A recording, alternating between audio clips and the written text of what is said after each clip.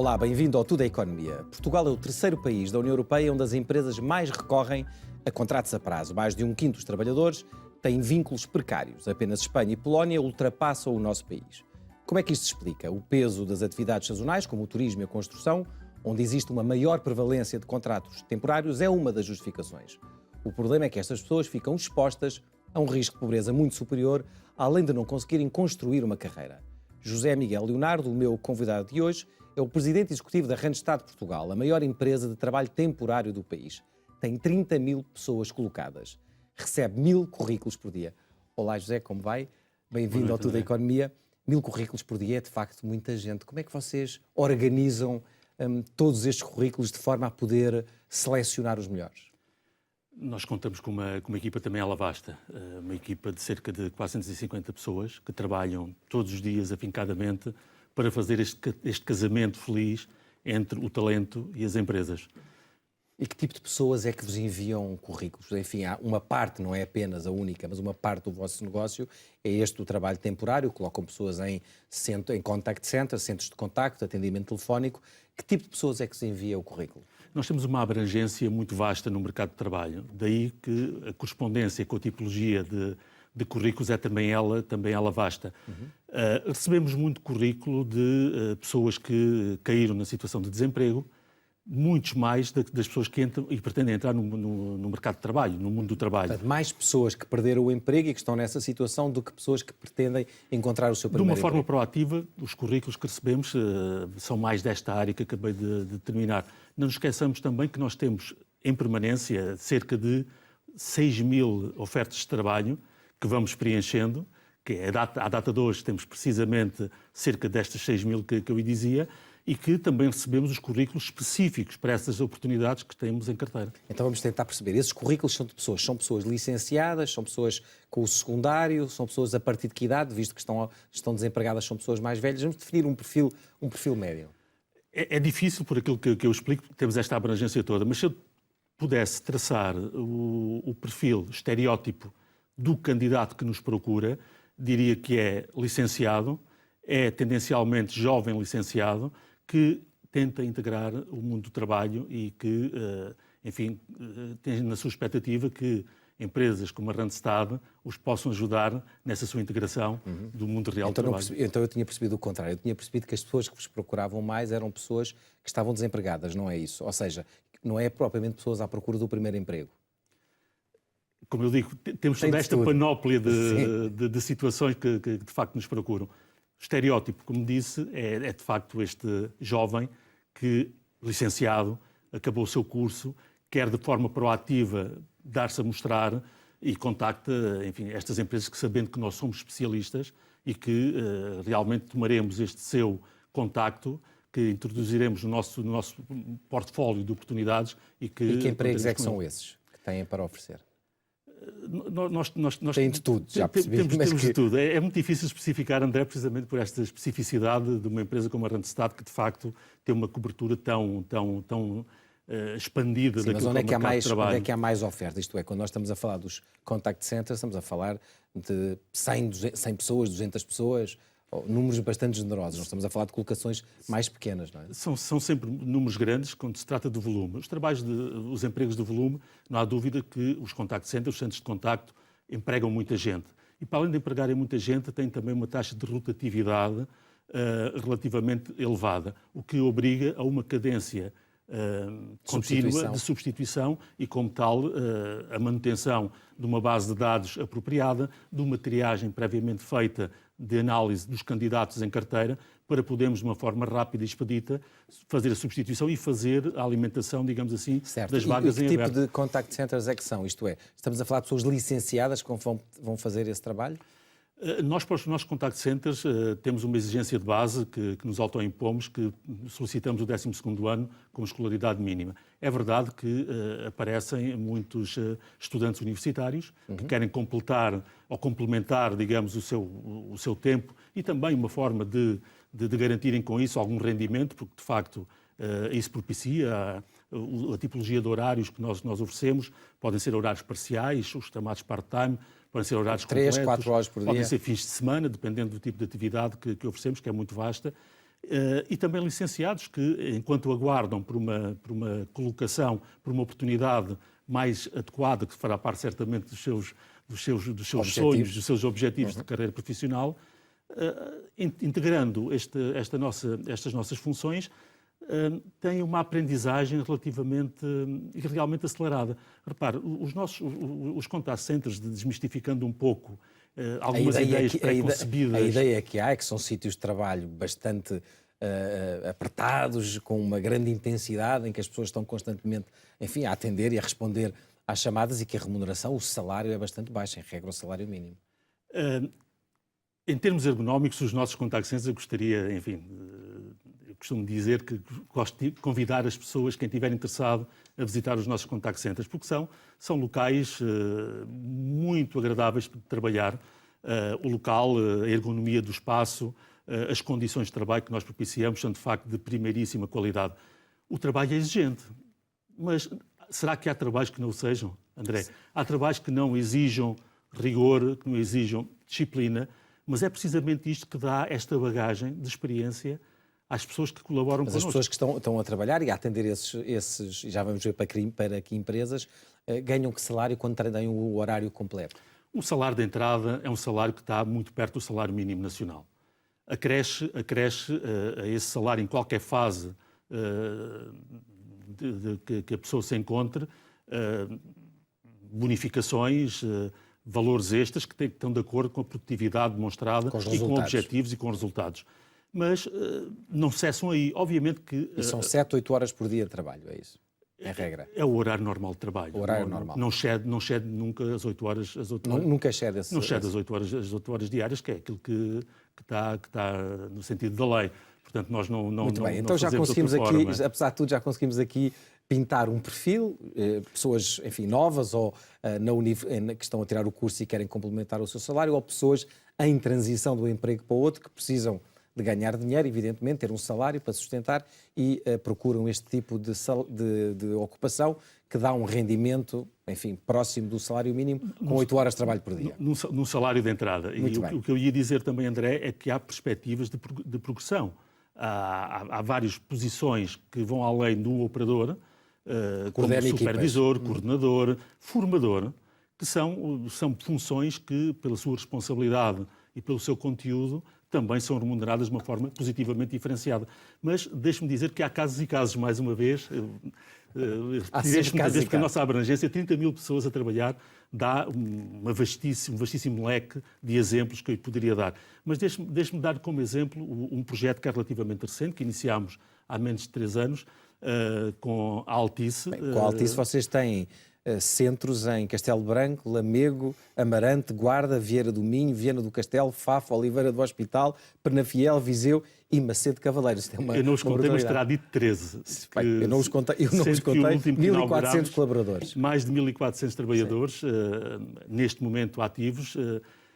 Tem como elemento comum estes centros de atendimento que são todos eles no interior do país, desmistificando até certas crenças que no próprio setor existiam, de que um centro de contacto era impossível de instalar fora das grandes metrópoles. Nós provamos que o contrário, que é possível fazê-lo. E muito nos orgulhece porque levamos realmente oportunidades de trabalho de mais de 1.400 pessoas que hoje trabalham connosco. Para fora de Lisboa, do Porto? Para fora de Lisboa, para as localidades que mencionou, que eu não as contei, como digo, mas espero que tenham sido 13, porque de facto são, e que temos, são... Está a contá-los, não é? Estou a contá-los, são 13. E que têm pessoas a trabalhar com idades tão dispares como de 20 anos a 70 anos de idade. Mas porque empregam também pessoas com essa idade, com 60 e poucos anos? Empregamos. Não existe aquele estereótipo que eu dizia de que tem que ser... Empregam sem colocar dificuldades, enfim, o rendimento, a capacidade de resistir a esse esforço, uma pessoa com mais idade é naturalmente menor. Isso não... Não é. Creio que é um mito que mais uma vez também ajudámos a desfazer. As pessoas têm um interesse por aquilo que fazem e nós damos uma oportunidade... Se não é, como está a dizer, não é só para dar aparência, é mesmo assim? Não é. Temos, como disse, tenho muito gosto em convidá-lo um dia a poder visitar um destes centros, porque de facto é até, digamos, positivamente tocante e socialmente impactante. Nós temos tido esta oportunidade através deste projeto, que é um projeto, neste caso específico, em língua francesa, que demos oportunidade a pessoas Portanto, que estas pessoas falam francês, todas falam elas. francês e falam francês fluente. Então, e há pessoas com 60 anos, são ex-imigrantes, é isso? Muitos deles, ex-imigrantes, aliás, nessa característica, sim, nessa franja de idades, ex-imigrantes, mas temos pessoas que trabalharam, por exemplo, no passado em empresas francesas, que desenvolveram umas habilidades linguísticas em língua francesa suficientemente de nível quase nativo, que lhes permite, neste momento, estarem a falar com clientes em França. E outra coisa que eu gostaria de enfatizar deste projeto em concreto é que 70% das pessoas que nós recrutamos, 70% destas atuais mais de 1.400 pessoas, provêm de uma situação de desemprego. E sendo que destes 70%, cerca de metade de uma situação de desemprego prolongado. Mais de um ano desempregados. Mais de um ano de desemprego. E vocês não têm nenhum benefício fiscal ou de apoio quando fazem a contratação dessas pessoas? Não. Falámos aqui da Altice, há outras empresas que me pode também, enfim, eventualmente dizer, mas porquê é que as empresas vos contratam a vocês e não contratam diretamente estas pessoas, então? Porque nós temos um know-how específico na gestão deste tipo de enquadramento profissional. Nós desenvolvemos ao longo dos anos esta habilidade, nós temos processos, e repare, são sempre grandes volumes de pessoas. O recrutamento, que é a nossa gênese, que é de onde vimos neste trabalho de outsourcing, as empresas, digamos, descomplicam, não faz parte do core destas empresas e preferem dar a um expert, alguém que tem a capacidade de gerir as pessoas e de gerir os processos. Ao fim e ao cabo, nós gerimos pessoas e processos. Para quem? Para os nossos clientes. Desmistificando também que não se trata necessariamente daquelas vendas invasivas que nós muitas vezes sentimos também quando queremos jantar e toca ao telefone que nos querem vender alguma coisa. Não fazem disso também? Não fazemos. A Randstad não faz este tipo de atividade. Não nego que não fazem atividade comercial de venda de pacotes, por exemplo, no caso da Altice? Faz, obviamente que sim, mas não é aquela venda intrusiva ou invasiva. Repare, o portfólio de clientes é de tal maneira vasto que há pontos de contacto entre o cliente destes nossos clientes e, por um motivo ou por outro, vêm ao contacto, ou porque há publicidade, ou porque há campanhas, e nós o que fazemos é esclarecer, ajudar as pessoas a formalizar os seus contratos. Mas não nos desviamos. As empresas contactam-vos e contratam-vos, porque vocês têm essa experiência na gestão e em gerir este volume de pessoas e em conseguir muito rapidamente montar estes centros de contacto, até para o estrangeiro, mas fazem-no também porque vocês conseguem gerir bem o contacto com a lei e com as limitações que a lei laboral impõe na contratação destas pessoas? Absolutamente. O volume também propicia isto. Repare, nós temos que mensalmente fazer a entrega das participações, enfim, da Segurança Social, ao Fisco, ao IRS. Portanto, nós temos que fazer todos estes mecanismos de entrega, de gestão das pessoas, dos trabalhadores. 30 mil não é um número pequeno. Há muitas altas e muitas baixas a dar. É um empregador imenso, não é? Tem mais empregados, mais funcionários que a Caixa Geral de Depósitos, que o BCP. Somos, na prática, o terceiro maior empregador privado. Os outros dois quem são? O grupo Sonai e o grupo Jerónimo Martins. São os dois maiores, que têm os hipermercados, enfim, e têm outras atividades. É de facto muita gente. E é essa habilidade que foi desenvolvida por nós ao longo dos anos que nos permite, com competência, fazer essa gestão administrativa, mas gestão das próprias pessoas. E essas pessoas têm sempre contratos a prazo? Temporários com vocês? Ou seja, estão a gerir, têm um contrato com a Altice, não sei de quantos anos é que é, deve variar, mas essas pessoas, há um momento em que entram no quadro, têm essa perspectiva ou têm sempre contratos a prazo? O contrato inicial é um contrato a termo, porque o contrato com a Altice, como mero exemplo, é um contrato, porque é público, não desvendo nenhum segredo, é um contrato de 5 anos. Obviamente que a nossa expectativa é que ele venha a ser renovado. E esperemos que sim, e a Randstad em Portugal está a ser dada como exemplo dentro do universo Altice, como de uma empresa que está a surpreender ao fazer este nearshore, este trabalho fora do país, França, com níveis de desempenho que são benchmark hoje em dia dentro do universo Altice. Certo. Mais uma vez, isto também foi tornado público pela própria Altice. Mas as pessoas têm só contratos a prazo, portanto? Não têm só contratos a prazo. O contrato normal de entrada é um contrato a termo, prazo. E, por consequência, a prazo. E progressivamente as pessoas vão ficando. Mas não há um quadro, provavelmente não entram para o quadro. Não é... Também há quem entre para o quadro. Temos uma percentagem relativamente grande de pessoas. O que é uma percentagem relativamente grande? Neste momento, cerca de 15% das pessoas que temos afetas aos contratos de de prestação de serviços na área do outsourcing, dos contact centers, cerca de 15% pertencem ao quadro da. Mas 15% ainda assim é um número baixo, não é? Mas é um número que tende a crescer. Repare, nós temos que gerir. É uma prestação de serviço que é flutuante. É flutuante no tempo, ela varia em função das campanhas. Da procura que existe, das empresas, dos lançamentos de novos produtos, mudanças de sistemas informáticos. Há toda uma série da capacidade de Portugal atrair também empresas para esta área. Também. Isso tem acontecido? Tem. Portugal está de moda. Está de moda não é só na área do turismo, está de moda também naquilo que é chamado Shared Service Centers, em que Portugal aparece em qualquer radar, em qualquer empresa. Ouvimos notícias há não muito tempo, porque é mais bombástica, que a Google se virá instalar em Portugal para servir não o mercado local, mas um mercado global.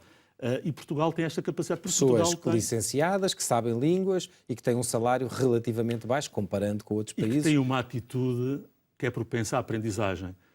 O português desenvolveu ao longo dos anos, porventura por necessidade, por termos, por um lado, fronteira terrestre com um único país, que é a Espanha, e outra fronteira é com o mar, nós desenvolvemos esta capacidade de adaptabilidade, que é um ponto positivo que, junto à humildade sã que nós também temos, faz-nos diferentes. E faz-nos diferentes potencialmente para melhor. É verdade que eu estou a definir um estereótipo, André. Agora a culpa é sua, não é minha. Agora a culpa é sua. Mas então... é bem verdade que isto conta a nosso favor, porque temos as pessoas bem preparadas, temos uma infraestrutura, também ela, de primeiríssima linha, tanto infraestrutura rodoviária, de telecomunicações, enfim, tudo isto. O facto de ter estas empresas, isso significa que estas pessoas não são sindicalizadas? Creio que a percentagem de trabalhadores sindicalizados na nossa empresa, em termos percentuais, não diferirá muito daquilo que é a média nacional no setor privado. No setor privado. Mas, por exemplo, na Altice agora, há uma tradição, até porque era uma empresa pública, é uma empresa muito sindicalizada, como é a TAP, enfim, como são as empresas que têm esse percurso que vêm do Estado. O facto de vocês terem esta oferta também ajuda um pouco essas empresas a não ter esse grau de conflitualidade que existe muitas vezes lá dentro. Não creio que essa seja a motivação de maneira nenhuma. Até porque os sindicatos também estão presentes na nossa realidade do dia-a-dia. Estão? Estão. De que maneira é que estão presentes? Nas negociações salariais? Sim, temos negociações em contínuo com alguns sindicatos que representam. Repare, os nossos trabalhadores acabam por estar ao serviço de um determinado setor. E esse setor, os sindicatos desse setor, acabam por intervir também no dia-a-dia e do interesse sindical dos nossos trabalhadores. Portanto, essa ideia que existe que estas entidades, como, enfim, não sou a única empresa, há outras, a Manpower, etc., que fazem este tipo de trabalho, não tem como objetivo esvaziar um pouco essa capacidade de... Não é, e espero que de facto não seja, até por uma questão de valorização daquilo que é o trabalho e a mais-valia que a Randstad aporta também a esta equação. E estas alterações que estão, enfim, a ser desenhadas pelo Governo de condicionar, limitar o número de contratos a prazo, enfim, Portugal, embora o ano passado tenha criado mais empregos sem ser a prazo, sem serem os chamados empregos precários, a verdade é que tem um peso muito superior a outros países da União Europeia. 22% em Portugal, só 2 países, a Polónia e a Espanha, têm 26%, 27%, a média europeia é 14%, que são contratos com precários, digamos assim. Estas alterações que estão a ser feitas de reduzir o tempo possível de contratos a prazo e penalizar até fiscalmente as empresas com grande rotatividade, isso prejudica o vosso negócio? Eu acho que a precariedade, gostava de deixar bem claro, a precariedade é algo que deve ser combatido. Mas precariedade tem que ver com trabalho não declarado, tem que ver com condições de trabalho, tem que ver com o ficcionamento de fazer de conta que o trabalho, que o contrato tem um determinado conteúdo, ou o trabalho tem um determinado conteúdo quando afinal tem outro, com os abusos que possam haver de parte a parte. Esta é a verdadeira precariedade. Verdes, com o facto da pessoa assinar contratos constantemente e nunca entrar no quadro da empresa. Exatamente. Essa ficção tem que ser combatida e nós também, porque é um elemento de diversão, ao fim e ao cabo, para nós, e de concorrência desleal, ao fim e ao cabo, porque, portanto, empresas que pratiquem essas más práticas, deviam ser erradicado. Admito que sim, aliás, é Vox Populi, e todos nós acabamos por estar neste meio e ouvir que há abusos aqui e ali. Certamente não é o caso da Mas também no vosso Randstad. setor, isto é, empresas que funcionam como mediadoras neste mercado têm esse tipo de atuação? Cada vez menos, e espero que estejam erradicadas. Nós temos uma associação onde lutamos muito contra este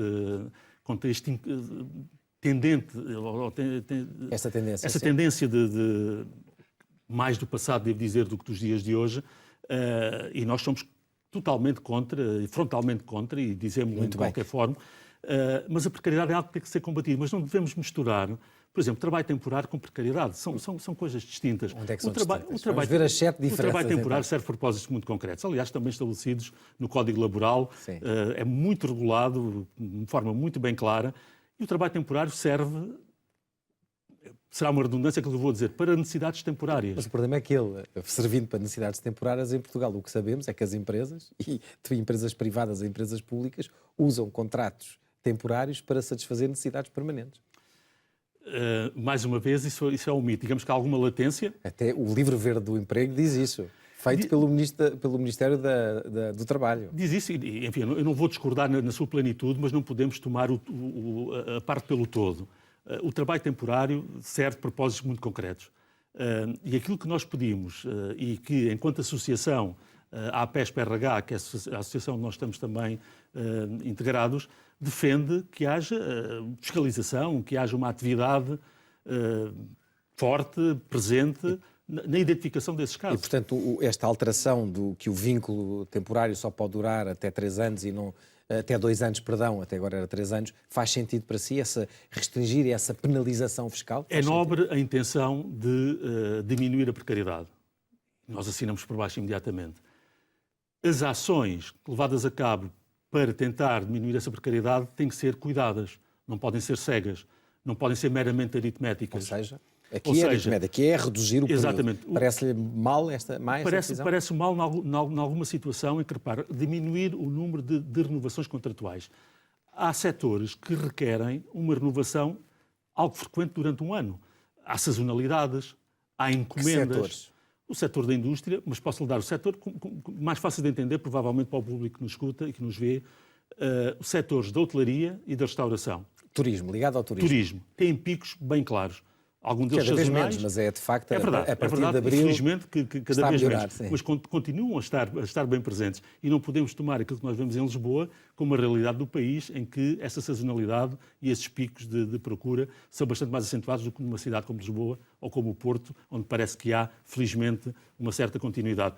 Mas o setor da agricultura é um outro excelente exemplo. Esse aí sim, sazonal puro. A recolha da azeitona tem um período, tem que ser feito naquele, do tomate, enfim, da fruta. Em algumas áreas de facto, embora a agricultura hoje em dia também está a modernizar-se. Estas necessidades têm que ter essas flutuações. Repare, voltando ao exemplo do turismo, condicionar o número de renovações contratuais, o que vai é acabar por prejudicar 2 intervenientes. Desde logo, o próprio trabalhador, que, renovado por 2 ou 3 vezes, dentro de um ciclo anual, poderá ver-se impedido de ter um terceiro ou um quarto continuar nessa empresa. Contrato. Mas for nessa ou noutra. Por outro lado, as próprias empresas podem ser prejudicadas porque precisam desta flexibilidade, como eu prefiro chamar, porque tem que haver esta flexibilidade para flexibilidade para as empresas, para o trabalhador, é uma flexibilidade difícil de... As pessoas têm escolas para pagar 10 meses por ano, claro, ou quando estão em colégios, ou quando são as crianças mais pequenas e não têm lugar nas creches, não é? Mas um emprego temporário é sempre preferível a um desemprego temporário. E a verdade é que os trabalhadores, enquanto estão a cumprir um trabalho temporário, estão a contribuir para o Estado, não estão a ser receptores de subsídios, de apoios estatais, e estão a contribuir ativamente. Para além de que, emocionalmente e socialmente, não têm que carregar a cruz de serem desempregados, que é um fardo difícil também de tomar. E sabem desde o início que é um trabalho temporário. E o facto de estar a subir, enfim, desde o fim da crise, desde o fim da grande recessão, 2015, tem vindo a subir o salário mínimo todos os anos e há a intenção de continuar essa caminhada de aumento. O que é que lhe parece esse aumento? Se isso prejudica de alguma maneira as empresas, nomeadamente na área de negócio em que está a Randstad? Não, do seu ponto de vista da Randstad, não só não prejudica, como eu pessoalmente acho que é um exercício meritório. Temos, no entanto, de ter o cuidado de que não podemos tentar tornar um salário mínimo um impulsionador da economia, porque não é. Não é. Na verdade, nos últimos anos, eu posso dar o exemplo, indo ao período da Troika, de 2013 ao dia de hoje, o salário mínimo subiu 20%, exatamente 20%. O salário líquido médio em Portugal subiu 8,5%. 8,5% é bom, mas está longe da subida de 20% que o salário mínimo está a recuperar o caminho, está a recuperar o terreno que tinha vindo a perder. 500 euros ninguém consegue viver. Ninguém consegue. E socialmente é meritório. Se bem que tem que haver sempre o cuidado, porque haverá setores empresariais em que esta diferença pode ter impacto negativo. E tem nos contact centers e nesta área de negócio tem impacto negativo? Não tem. Nós gerimos, digamos, o custo da nossa prestação de serviço, é uma incumbência nossa que temos que fazer, absorvemo-lo com facilidade, transpondo para preço o diferencial que tenha que ser feito. É uma habilidade negocial, é uma capacidade que temos que ter custo que de transformar. Exatamente, transforma um custo depois. E as empresas não colocam esse problema. Enfim, se a Altice que está a montar aqui esses centros de contacto telefónico, a diferença do salário mínimo para o português para o francês é o dobro. E certamente há motivações para trazer para Portugal os famosos shared service centers, porque temos também esta vantagem, temos um custo de mão de obra bastante mais baixo que da Europa Central, para fazer um exemplo. Mas não é esse a única alavanca e a única competência, como eu já disse há pouco. Há tantas outras competências que nós temos que usufruímos mais delas para que possamos... E não podemos ser uma economia baseada nos salários baixos. Isso é o que todos os empresários dizem, mas depois, quando podem pagar o salário mínimo, é o que fazem. Tem condicionantes. O fator trabalho é um fator que pesa na estrutura de custos de uma empresa. Claro. Qualquer que seja. Há setores onde pesa empresa, muito claro, mesmo. Setores de mão de obra intensiva, não é? É verdade, mas as empresas têm também uma obrigação, também para bem dos seus acionistas, mas inevitavelmente também em favorecimento dos seus próprios colaboradores, que é a sustentabilidade no tempo. Claro. As empresas têm que gerir hoje o seu futuro e não embarcarem em situações que nós ainda temos bem fresco, a situação do início da década de 2010 para cá, passámos o que passámos. É bom que mantenhamos a nossa memória bem fresca de não cometer erros que foram cometidos no passado não muito bem. Só uma última pergunta. Enfim, o desemprego está abaixo dos 8% e, enfim, olhando para todas as previsões dos próximos anos, vai continuar a cair para 6%. Enfim, nós estamos em pleno emprego. Quem são estas pessoas que não conseguem arranjar emprego?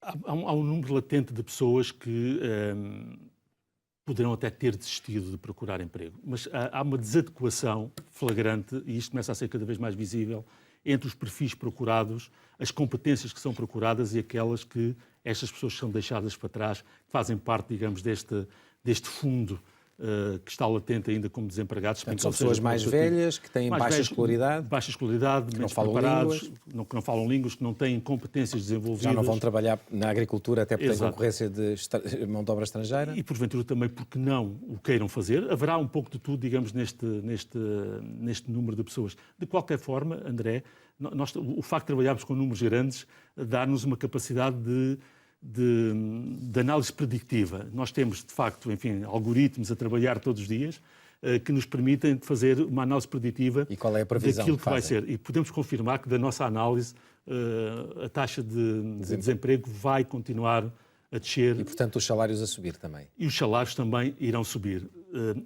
Estamos perante uma realidade que apresenta este binómio, esta polarização de salário, de tipologias de trabalho, de conteúdo tecnologicamente mais avançado e com salários tendencialmente mais altos, e temos no polo oposto trabalhos sem grande especialização, que são trabalhos quase gerais, que dão apoio aos outros que eu referi antes. Esta polarização começa a ser, e é o risco que nós temos também na nossa sociedade, é que estas profissões que estão no meio, nomeadamente aquelas que têm uma rotina mais acentuada, são funções que estão em risco. Isto obriga a que as pessoas comecem já individualmente a pensar o que vão fazer, o que é que têm que desenvolver enquanto competências e procurar esse desenvolvimento e essa adaptabilidade que os tempos de hoje requerem. José Miguel Leonardo, muito obrigado por ter vindo ao Tudo da Economia. Foi um gosto. Obrigado.